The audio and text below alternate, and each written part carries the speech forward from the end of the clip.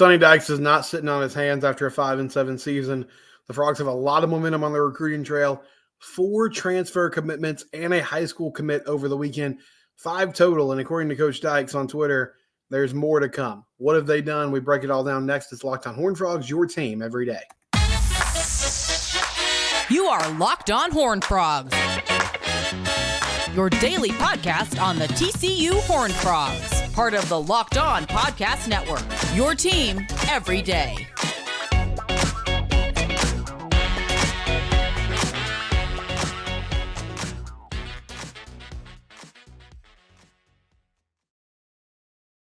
It's late on a Sunday night. Grab a drink, sit down on the couch, relax.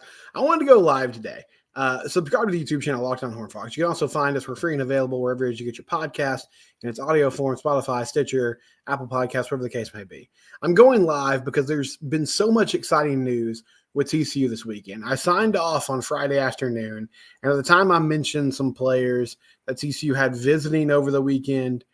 Eric Mcalister, the Boise State wide receiver, Drake Dabney, the Baylor tight end. And I thought maybe we'd have 1 commit, possibly 2.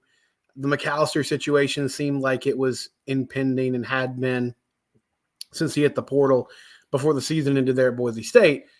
But TCU just had an incredible week on the recruiting trail. 4 players out of the transfer portal. They also flipped a high school player as well who's committed to Wyoming.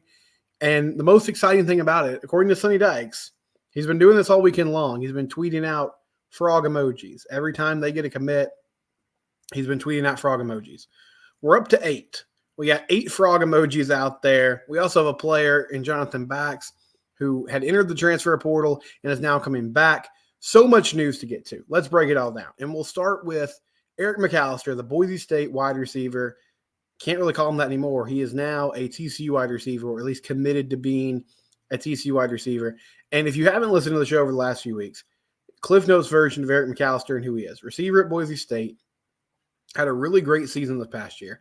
873 yards on 47 receptions and 5 touchdowns. Had some huge games, 160 yards against a really good Wyoming defense that was competitive against Texas, that beat Texas Tech earlier this year. Also had 143 against North Dakota, 170 against San Jose State. So you get the picture. Explosive player, really great season. And Jeremy Clark has been on the story from Horned Frog Blitz, 247 affiliate for TCU. He's been on it from the beginning. Eric's a kid from Azle, Texas. He's local, right? And it seemed like from the moment he hit the portal, which he actually hit the portal a little bit earlier, or at least announced his intention to enter the portal, because he shut down a season after Andy Avalos got let go, the former Boise State football coach, who, funny enough, is now the DC at TCU. But anyway, he'd been linked to TCU for a long time. He made a visit this weekend and officially committed. And with Eric, you're getting an experienced player who's played a lot of snaps at the G5 level, incredible production this past year, someone who's a threat in the vertical passing game, really good size. You would think he could be on the other side of Savion Williams at 6'4", 200 pounds, and be a threat in one-on-one situations. And when I was talking about the potential of him committing, one thing I mentioned was it would be really great to get somebody in the fold who is a threat in the downfield passing game, because that was something that was really missing regardless who the quarterback was this past season. And part of it was the offensive line. You know, if you're going to run long developing routes, if you're going to run plays that take time, you have to have that time in the pocket. And oftentimes you need a clean pocket, or preferably you're going to have a clean pocket where the QB can go through their footwork, go through the progressions. And a lot of those are timing routes as well. So you have to get synced up. And TCU could never seem to do that. Got some momentum with it with Savion Williams later in the year, but didn't fully click like you would want it to. So now you have a player who can do that with Eric Mcalister. He joins a really good receiving room. Braylon James, young player from Notre Dame that TCU also got committed out of the transfer portal. So 2 transfer wide receivers. And you got some experienced players like Savion Williams coming back, J.P. Richardson. Mcalister seems like a perfect fit for this offense. Really good get by Sonny Dykes and company as they try to improve this offense and get it to a more consistent level going into year 2 of the Kendall Browse experience. Typically with the transfer portal, there's some sort of question that comes along or some sort of caveat with the player that you land because there's a reason they're in the portal, right? Maybe didn't get a lot of playing time at their last school, lost their job at their last school, had an injury history, whatever the case may be. It's rare that you just get plug and play player X. Okay, Sam Hartman's a good example of that. Had an outstanding career at Wake Forest, decides to move on somewhere else, lands at Notre Dame. He fits in perfectly, no real hiccups. I think Dylan Gabriel at Oregon is going to be great, right? A lot of experience as a college quarterback. I imagine he'll get there. He'll pick up the system quickly. It'll be fantastic. I think Eric Mcalister is that type of player here for TCU. Yes, he did this. He had this production, made these plays in the Mountain West. But, I mean, this is a very experienced player that I think is going to be able to understand this offense quickly, get in the room, get his responsibilities down, and go out and make things happen. And with some really productive players coming back, having Mcalister in the fold is a huge plus because it's another guy who can threaten the defense. And so you don't have the defense just honing in on one person. Really nice pickup by the TCU Horned Frogs. So that was the first commit. Now, I'm not going in chronological order of when these guys committed, but I wanted to talk about what to me is the biggest commitment of the weekend. Just from a need standpoint, from a we have to get better at this position group. And here's a guy who can, fingers crossed, just make a big time impact right away. And this one also kind of came out of nowhere, for me at least. Hadn't heard a lot of chatter about this player or him being really linked to TCU. Bless Harris from Florida State. Fantastic name. Great name there. Bless Harris, left tackle from Florida State, is now a TCU Horned Frog. He also committed over the weekend. Now, if you're wondering, hey, Florida State, they had a really good season. Probably should have been in the college football playoff. Why is he moving on? Here's the one kind of caveat with Harris. He's dealt with injuries. Okay, in 2022, he actually started the season as Florida State's left tackle. He was the day one starter there. He ends up getting an injury in game one against Duquesne. He misses the rest of the year. But in 2023, he returned, and he appeared in 11 of 13 games, made 5 starts, still dealt with some injuries, but was really effective when he was on the field. According to Pro Football Focus, did not allow a sack this year, which, man, that's absolutely fantastic, right? That's what you want out of your pass protection. Really good size, 6'5", 326 pounds, moves well for his size, and, it wasn't a starter each and every week for this Florida State team, but was a big-time contributor who played a lot of snaps for a Florida State team that went 13-0 and probably should have been in the college football playoff. And, I think as of now, he is your starting left tackle. I think TCU should probably go get one more tackle in the portal, but they've made an emphasis to get this offensive line better. And now you have a guy with great size who you can, put on the line that can protect Josh Hoover's blind side and has done a great job, especially in pass pro through the years. So big time pickup there. He'll join Carson Bruno, who played tackle at Louisiana Tech. I know there's been some talk about position flex with him, maybe sliding him inside. And then also Cade Bennett from San Diego State. One thing I've noticed about these 3 offensive linemen, I talked about this on Twitter over the weekend. All of them have graded out really well in pass protection. And interestingly enough, significantly better in pass pro than in run blocking, which I don't have a great feel for what that means. But here's my theory right now. I think that TCU might be getting ready to let Josh Hoover sling the ball around this year. When they were at their best last year with Hoover at the helm, it was a bunch of air raid concepts. You think about the BYU game where they scored over 40 points and just obliterated the Cougars. He threw the ball over 60 times. Now, I don't think that's going to happen each and every week. I still think the offense is at its best if there's a balance. However, Amani Bailey has announced he's going to the NFL draft. You're going to have a young running back room. Maybe at the very least, probably unproven guys in the running back room. Think Cam Cook could be really good, but hasn't done it at this level. And then, we kind of know the story with Trey Sanders, has dealt with some injuries. We'll see what his availability is. I'd like to see Trent Battle get some more carries, but that hasn't come to fruition yet. bottom line is, it seems like you're going to have a quarterback that's got some experience under his belt now, a really talented and experienced receiver room, and an O-line that is at its best when it's in pass sets, when using their footwork and their athleticism, in the quick passing game and the screen game, and setting up a clean pocket for the quarterback. So lean into that, right? Like, don't try to force a square peg into a round hole. If you can't run the ball well, don't get married to that. And I mean, we saw that, I think, almost to a fault at times with Kendall in the red zone and short yard situations this past year. But don't get locked in on having to run the football effectively if that's not something that you can do well. So that was just something that I've noticed. But I love what they're doing on the O-line. You're losing 4 starters. You don't have experienced guys in the building. It's not necessarily ideal that you have to go in the portal and land 3 or 4 players that can either be rotation guys or can be immediate starters for you. But it's the situation you're in. And so much of the issues on offense last year were due to the fact that you couldn't stay ahead of the chains. You couldn't stay on schedule. You really struggled on first and second down. You were frequently in third and long, frequently in obvious passing situations. And a lot of that was because you just weren't great up front. You didn't have a lot of continuity. You didn't have 5 guys to get it done. So you have to get better.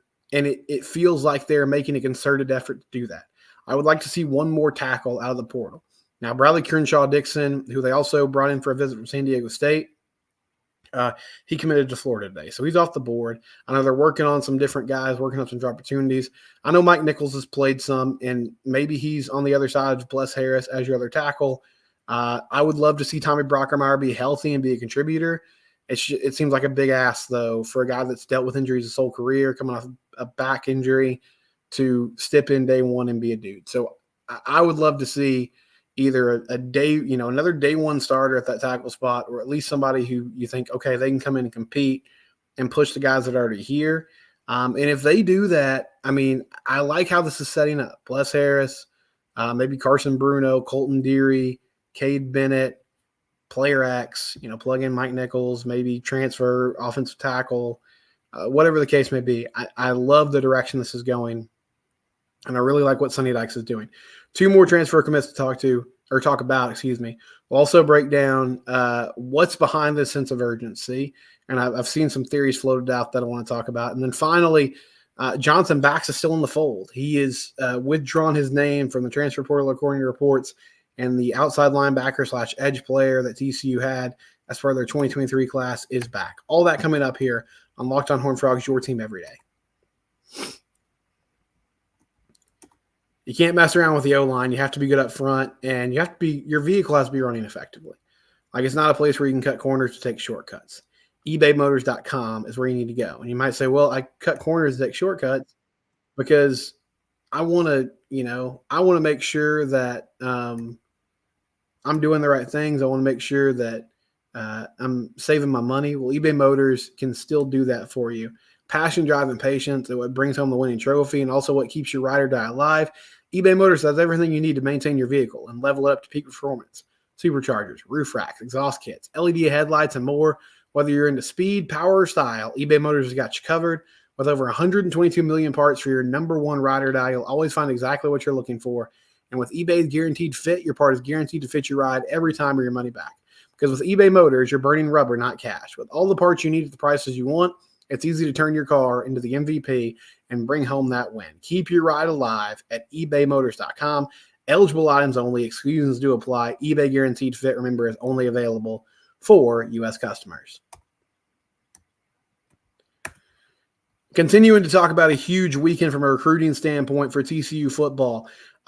Here was a strange one. Or not a strange one because we talked about this player visiting on Friday, but just there's no better example of what a weird world we live in with college football now and just college sports in general.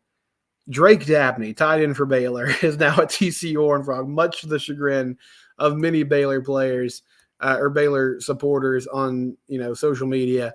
Dabney had a big year last season, 33 receptions, 552 yards, 5 touchdowns. Here's your Jared Wiley replacement. You need somebody who can make plays over the middle of the field. You need somebody who can go down the seam and catch the deep ball. I think Dabney is actually more athletic and better after he catches the ball and with the ball in his hands than Wiley is. I haven't done enough studying yet or enough breakdown of all his tape to see like if he's as physical. Jared was really physical for his size and was a great inline blocker, had a great attitude about him. But again, a position of need because at the moment, or before this happened, you had DeAndre Rogers there, possibly, Lafayette Caraway, who will be a sophomore, but I think he dealt with injuries this past year, so he wasn't even really that active in practice. So, but you need somebody with experience at this position, and Dabney makes a lot of sense. Huge year at Baylor, 5 touchdowns. It's just funny. And Trey Richardson did this. He came over from Baylor to TCU, and his career was fantastic. Had an incredible performance in the Fayetteville Regional against Arkansas. Sorry to my buddy Drake Toll for bringing that up. And also, I think Drake Toll might be watching. I saw a comment from Locked On Big 12. Appreciate it, Drake. And Jaden Owens on the TCU women's basketball team. She also made the move from Baylor to TCU. But it's just odd, right? Like Drake Dabney is now maybe we can call the Blue Bonnet Bowl the Drake Dabney Invitational because it's a player who's played on both teams. But I'm really happy that he's here because it makes a lot of sense. I mean, he can come in and start right away. And again, another pass-catching weapon for Josh Hoover and company, and an offense that looks like it is set up to sling the ball around and make things happen all over the field in the passing game, which is super exciting. You have Mcalister to the outside. You got JPR and JoJo Earl, kind of commanding the slot. Maybe Braylon James cracks the rotation as well as an outside receiver. Savion Williams is going to be a starter again.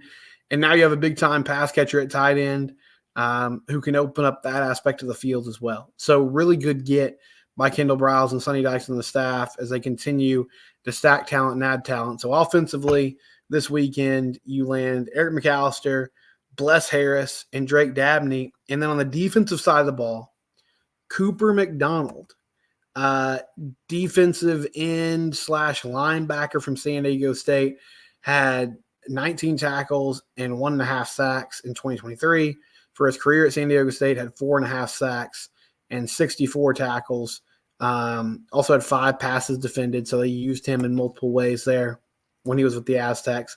And then he started his career actually at Washington. So spent a couple of years there at Washington in 2020 and 2021 and played sparingly before moving down the West Coast to San Diego State. So here's the exciting thing about Cooper McDonald, who joins his former teammate Cade Bennett in Fort Worth. It feels like he is the prototypical player for Andy Avalos in this stud linebacker position and this new look 3-3-5 scheme that Avalos brings to the table, which we've talked about is more aggressive, more multiple than what Joe Gillespie was doing. Because really, you have 2 kind of stand-up edge guys or outside linebackers. And so there's some 5-man fronts, there's some 4-man fronts. There's even times where he's only got 1 or 2 people with their hand actually on the ground, but he has players that are threatening the different gaps of the offensive line, either coming with pressure, simulating pressure, and you're attempting to confuse the quarterback. For McDonald's standpoint, though, he played an edge rusher role at San Diego State. He's 6'5", 250 pounds, so he sort of fits the prototype for what you want in a stand-up rush end who can also drop in coverage if he needs to, cover the flats, deal with a running back leaking out and not just get completely torched, play some zone, knock some people around over the middle. And I don't really think TCU had anybody on the roster as it was currently constructed that fit that mold. I saw some people throw out the idea of, well, maybe Johnny Hodges could do that. And Johnny has been an effective pass rusher in the past, but it's always been from that inside linebacker position. I can't remember a time where he was ever really lined up in an edge spot. And it's such a different skill set when you're coming on a straight blitz or a delayed blitz as opposed to, okay, I'm rushing the passer for the majority of the game. This tackle that I'm going against in a one-on-one situation is getting a feel for what moves I have, what my skill set is. So I not only have to have a base, move of like a bull rush and spin moves and that kind of thing. I also have to have counters. I have to keep this person on their toes. I have to attack, the pass sets. I have to find the weaknesses and when they open up their hips and open up their footwork and find ways to win these battles one-on-one. So McDonald has experience in doing that. Another big piece of this defense that landed over the weekend is TCU was able to get Jonathan Bax back in the fold. So Jonathan Bax and Rondon Fontenette both entered the portal on the same day. Fontenette ends up signing with Vandy, or committing to Vandy, and I expect he'll sign here in a few days. And Bax entered the portal as well. His name came up a lot in fall camp. They really liked what he could do rushing the passer. In the end, didn't really play a lot this past season. And, I saw his offer list. La Tech and other teams were involved. But the bottom line is TCU was able to convince him to stick around.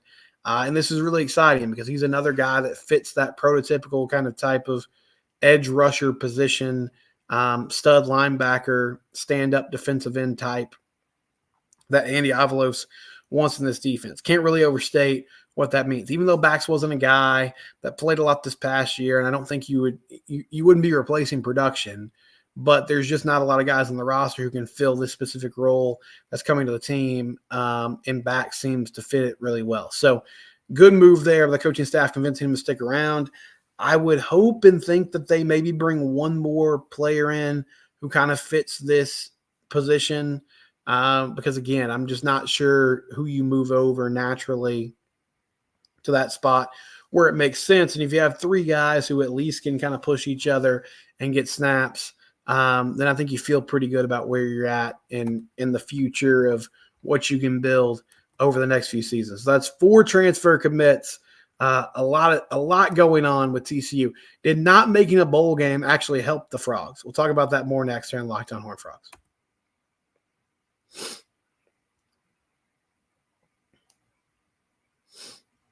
So I saw this theory floated out a couple times this weekend, and in today's world of college football, where so much is happening in the portal, and I mean, you can't escape it. Everybody's team building by using the transfer portal, trying to find guys that can fit the roster. Is it better? Is it better for your recruiting? Instead of going 6-6 and making a lower tier bowl game, is it a better deal if you go 5-7 and miss the bowl game and you have more time to plan out this part of the year? And the argument is, if TCU is playing like Texas Tech played on Saturday against Cal, and they get a nice win, and it's a nice way to end your season.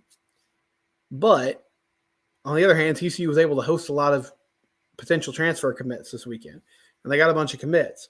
And the transfer visiting window is so small, like a dead period starts on Monday, that oftentimes if you're able to get these guys in-house, you can kind of quickly get a decision from them because they want to make this decision and move on and know what their next step is. Now, I'm still of the thought and of the mind that ending the season with a bowl game, especially if you can win your bowl game, is a big deal. I think it's good momentum building for the program. I don't know how much the extra practices are helpful. I think it's certainly helpful for your young guys. I feel like bowl games can be a good showcase for players or an opportunity for some guys that maybe didn't get consistent playing time during the year to splash and show, hey, we can play at a high level. We can do this. We can be the future of TCU or whatever program it is moving forward. But I do think there's something to be said about the timing of getting guys in-house and being able to host them and convince them to stay. I would also say this. I don't really think it's so much about the time as it is if you go 6-6, maybe coaches don't think this way, but I think from a fan perspective, there can be this temptation to be like, well, all right, at least we made the postseason. We sort of rally at the end. Possibly things are not as bad as we think. Maybe we can just kind of go back into it next year. Hopefully we don't have as many injuries. Things work out better from the jump, and we'll be okay. When you miss the postseason, I do feel like there is more evaluation that goes on, and there's less excuses or reasons as to why things didn't work. It really just comes down to, all right, this didn't work. We have to change things. And so we saw Sonny Dykes be aggressive and go get a new defensive coordinator. We have seen him be really aggressive on the recruiting trail so far. And so I think that can be a positive of missing out on the postseason is it forces you to kind of look in the mirror and say, okay, we got to make some decisions. We got to make some things happen because we can't continue to just run on this hamster wheel of mediocrity. In the high school ranks, TCU picked up Devin Henrigo, a safety from Franklin, Texas. If you're not familiar with Franklin, they were one of the premier high school football programs at the 3A level. Actually just lost the state championship game to Malakoff, but they won a few state titles in a row. A really great program down there in sort of East Texas, still kind of close to Central Texas as well. But Devin was originally a Wyoming commit. He's got offers from Iowa State, Louisiana Tech, and others. 3-star player according to 247 Sports. 6 feet tall, 185 pounds. Also played some offense in the slot T system that Franklin runs. Really physical safety, though. And I think he fits the mold of what Avalos wants to do well because he's actually played some corner too. And so he's got coverage skills, but can also come down in the box and make plays and run support and be somebody who is effective at all levels of the defense. But they flipped Devin from Wyoming. Seems like a good pickup. And I would think, barring some sort of last-minute change, that might wrap up your 2024 class from a high school perspective. Still a lot going on in the transfer ranks. Maybe you get one more, but signing day is Wednesday. So I just believe this was kind of the last push. And Devin took a late visit. He was there with all the transfers this weekend because his high school football season went so late in the year. But good for him. Chance to stay closer to home and family can go to all the games. That's all good stuff. They land Devin Henrigo from Franklin, safety, 3-star player, according to 247 Sports. Before we go, I do want to give a hand clap to Micah Peavy and TCU basketball. They bounce back and they knock off Arizona State 79-59. Frogs played horribly in the first half of this football game. Basketball game. Really struggled, but bounced back nicely. And Micah Peavy had a triple-double. 13 points, 10 assists, 12 rebounds. He has totally transformed his game. He has gone from a guy who is basically just a plus defender to someone who can be super effective on offense, and not just as a spot-up shooter, as someone who can take it on the bounce and go to the rack or use that dribble penetration to kick it out to different players and get assists. That game was at Dickey's Arena. And TCU was actually – they go down by one like kind of midway through the second half. And an Arizona State player on the bench was chirping. He gets teed up. And then a few seconds later, they give a technical foul to Bobby Hurley, the head coach. And it was such a boneheaded move by Hurley because those 2 technicals in a row gave Emmanuel Miller 4 free throws. So he hits those 4 free throws, and all of a sudden TCU's up by 3. They go from down by 1 to up by 3. Then coming out of that, after those free throws, they come out in a set, and they hit a 3-pointer. And suddenly they're up by 6. And then they get a missed shot and a fast break opportunity, and now all of a sudden they're up by 8. And they really just ran away from there. But a nice win from Jamie Dixon and company as TCU bounces back and gets victory against Arizona State, 79-59.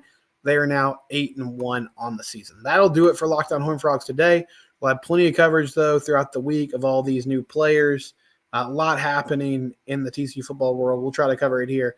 Locked On Horned Frogs, again, it's your team every day. Thanks for joining the live stream tonight or watching or listening, whatever it is that you do.